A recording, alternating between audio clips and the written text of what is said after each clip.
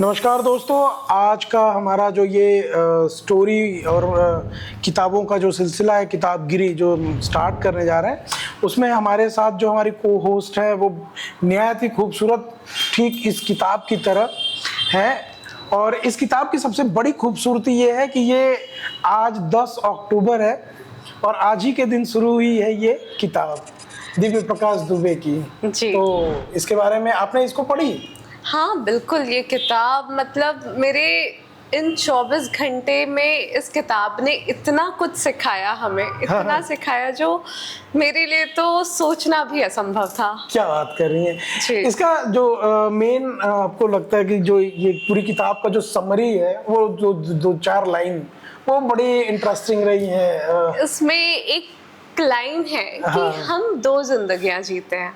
अच्छा। हम दो जिंदगियां जीते हैं, एक जो हम जीना चाहते हैं और दूसरी जो हम जी रहे होते हैं, जो ऐसा? हम जी रहे होते हैं। जी। इसको थोड़ा सा और क्लियर करना है तो वो कुछ ऐसा है कि हम हमेशा दो जिंदगी जीते हैं। एक वो होता है जो हम जी रहे होते हैं, जो आम रोजमर्रा में हम जो जी रहे हैं, लेकिन दूसरी जिंदगी वो होती है जो हम जीना चाहते हैं। तो हर आदमी की दो जिंदगी होती है और ये पूरी किताब वो जो दूसरी जिंदगी है ना, जो हर कोई जीना चाहता है लेकिन जी नहीं पाता है, ये उसके नाम है। और इसकी सबसे बड़ी खूबसूरती की अगर हम बात करें तो वो ये है कि दो ऐसे कैरेक्टर इसमें हैं, एक सुदीप यादव और दूसरा चित्रा। ये दोनों कैरेक्टर ऐसे हैं कि दोनों एक दूसरे से बिल्कुल अलग है, ना इनका कुछ भी मैच नहीं कर रहा है और दोनों में प्यार भी नहीं है, दोस्ती भी नहीं है। दोस्ती भी नहीं है। जी, ये बड़ी बात है कि और ये फिर दोस्ती भी नहीं है। ये पूरे साल में एक बार 10 अक्टूबर के दिन यहाँ मिलते जरूर है, वो भी बनारस में। और बनारस में इनका मिलना कैसे होता है तो वो पिज़ेरिया वो पहला कैफे रहा है इनकी मुलाकात का, पिज़ेरिया कैफे। और वो कैसे हुआ, आप बताइए कैसे मिलना हुआ? वो ऐसा था कि चित्रा जी हाँ, का राइट, है राइट, उस राइट। किताब में। हाँ। तो वो आकर बैठती हैं पिज़ेरिया कैफे में और पिज़ेरिया कैफे में बैठते हुए सुदीप जी भी आते हैं उधर और वहां जगह ना होने की वजह से वो दोनों मिलते और हैं। इसमें एक उस इंसिडेंट को बताने के लिए एक लाइन है इसमें किताब में, बड़ी प्यारी सी लाइन है जी। कि आप सब लोग किसी न किसी कहानी का एक हिस्सा हैं और आप किसी को भी नहीं पता है कि वो किस कहानी में कहाँ कैद है। आप किसके चित्र में कब आ रहे हैं कब वो आ आपको रहे हैं। नहीं पता है। हाँ, तो वो मतलब होटल का जो वो वेटर था उसने दो पैसा कमाने के चक्कर में इन लोगों को बिठा देता है और यहाँ से स्टोरी स्टार्ट होती है। फिर होटल ताज, ये वो पूरा बनारस घूमना, और दोनों एक ऐसा लड़का जो सुदीप यादव इसमें दिखाया गया है कि एक ऐसा लड़का जो 12th के बाद पढ़ाई नहीं और उसके बाद सपना ऐसा है कि करोड़पति बनना है, अपना खुद का बिजनेस करना है, वो सब करने के बाद, और दूसरी जो चित्रा जी की जो बात कर रहे हैं वो इतनी पढ़ी लिखी और राइटर टाइप की महिला। क्या कमाल की लेखिका है, मतलब मानना पड़ेगा उन्हें। तो वो दोनों लोगों को एक साथ एक स्टोरी में बांधना कमाल था। और ये किताब की खूबसूरती है कि आप इसको जैसे जैसे पढ़ते जाएंगे ना, मतलब अगर 4-5 पेज आप पढ़ लीजिए उसके बाद मतलब आप खुद को रोक के दिखाइए ना, मैं गारंटी लेता हूँ बिना पढ़े। अरे मैं इसे किताब को पढ़ने के लिए वो रात भी मुझे नहीं समझ आती थी, मैं स्टार्ट करती थी और पढ़ते जाती थी। और इसमें एक जो बड़ा मजेदार किस्सा था वो ये था कि जब सुदीप और चित्रा नाव से जब बोटिंग कर रहे हैं जी, जी। और उस पार जा रहे हैं नदी के, तो एक बाबा मिलते हैं और जबरदस्ती बोट पे बैठते, बहुत ही प्यारे, वो जबरदस्ती बैठते हैं और जबरदस्ती बैठ के उन्हें वो एक जिंदगी का सार बता करके जाते हैं। मुझको पढ़ना पड़ेगा आपको सार समझने के लिए, बड़ा प्यारा सा था ये किताब मेरे लिए। मतलब वो दिन के 24 घंटे, ये जब 10 अक्टूबर को मिलते हैं, मैं बताती हूँ गोविंद जी, ये 24 घंटे में कोई हमें जितना कुछ सिखा सकता है वो ये एक अकेली किताब है, अक्टूबर जंक्शन।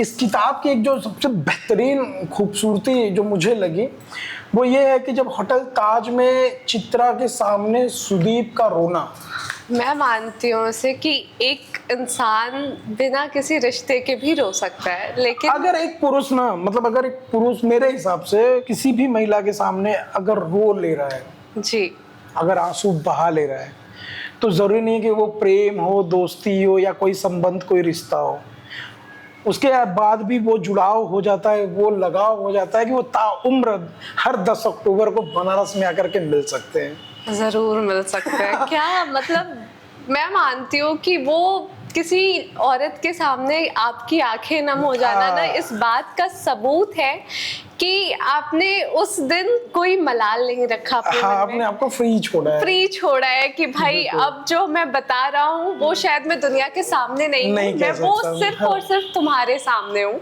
और ये सबके साथ होता भी नहीं है, ये सिर्फ बहुत ताकतवर आदमी जो होता है ना, आत्मा बल से, बुद्धि से और हर चीज से, वही रो पाता है किसी के भी सामने। बाकी लोग तो सब छुपा ले जाते हैं। बचपन से हम लोगों को सिखाया गया है मर्द रोते नहीं है, अगर मर्द हो तो अरे लड़का होके रो, तो बिल्कुल रोना चाहिए। और बिल्कुल। असल में मर्द ही रोता है, क्योंकि मर्द को भी दर्द होता है मेरे भाई। मतलब मर्द अगर एक इंसान है ना, अब बिल्कुल, वो अगर दर्द नहीं हो रहा तो भाई आप मर्द नहीं, रोबोट इंसान हो। का एक भाव है कि वो थोड़ा भावुक रहे, बिल्कुल। वो इमोशनल रहे। इमोशनल होना चाहिए आदमी, हर आदमी।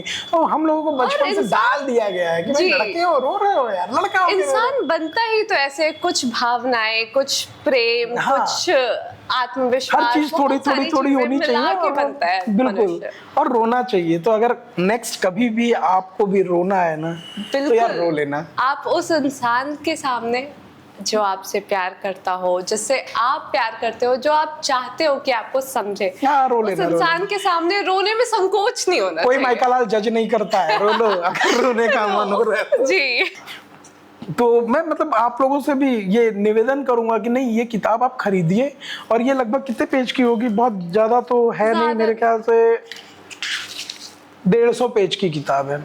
इनकी और भी बहुत सारी किताबें और हैं, लेकिन ये मैं 150 तो पेज। कहूंगी इसे आपको अक्टूबर महीने में पढ़ना चाहिए। हाँ, मौसम का गेम है गुरु।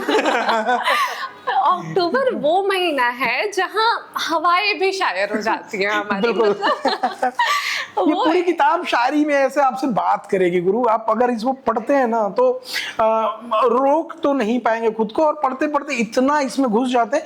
मेरी कई जगहों पे ऐसा इसमें बहुत जगह था जहाँ पे आंख भर जाती है पढ़ते हुए। ये जब पन्ने खत्म होते जाते हैं, हाँ, और लास्ट वो आता है। लास्ट सुदीप जी के हाँ। बारे में जब आता है, वो खबरें जब हम सुनते हैं इसमें, ये क्लाइमेक्स नहीं बताना है।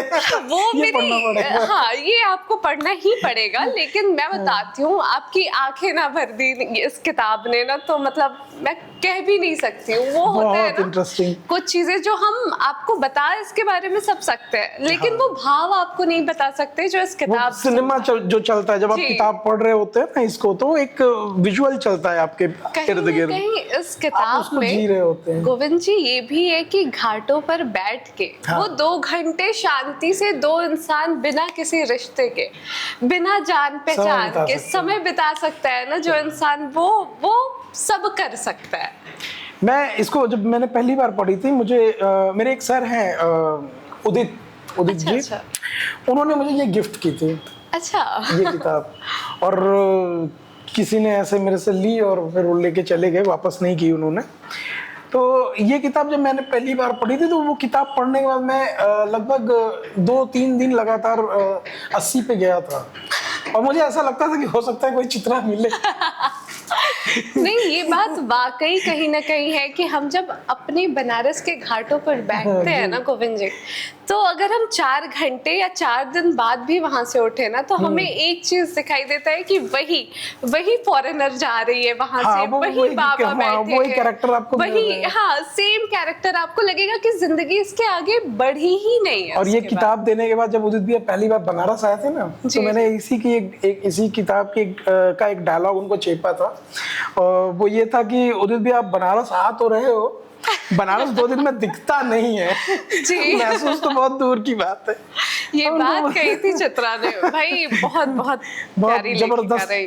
किताब है। आप सबसे निवेदन है, अनुरोध है कि ये किताब जरूर खरीदें और बहुत खरीद करके पढ़ें। जरूर खरीदे, और इस किताब को उस भाव से समझे ना, हाँ। जिस भाव से दिव्य प्रकाश जी ने लिखा है इसे। बिल्कुल। अगर ये मतलब अगर आपको सही मामले में इस किताब को पढ़ना है, समझना है और जानना है, तो उसके लिए ना आपको जरूरी नहीं कि आप बनारसी हो ही जाइए, आप बनारस समझ सकते हो इसको पढ़ करके। ये बहुत मतलब सिर्फ बनारस नहीं, पूरी की पूरी इंटायर लाइफ बता सकती है कि कैसे कोई आदमी शून्य से उठ करके मतलब शीर्ष तक जा सकता है, और उसके बाद सब चीजों का त्याग कैसे कर सकता है। इतना सब कुछ होने के बाद भी किसी एक चीज का मोह नहीं होना, सब कुछ छोड़ देना, अद्भुत चीज है ये। तो आप सबसे निवेदन है कि आप इसको खरीदिए, पढ़िए और लोगों से साझा करिए इसके बारे में। और अगर आप पढ़ चुके हैं तो कमेंट बॉक्स में हमें जरूर बताइए कि कैसी लगी आपको कि ये किताब आपको कैसी लगी, आपने इसे किस तरीके से समझा इस किताब को। जरूरी है ये आपके लिए। Thank you so much.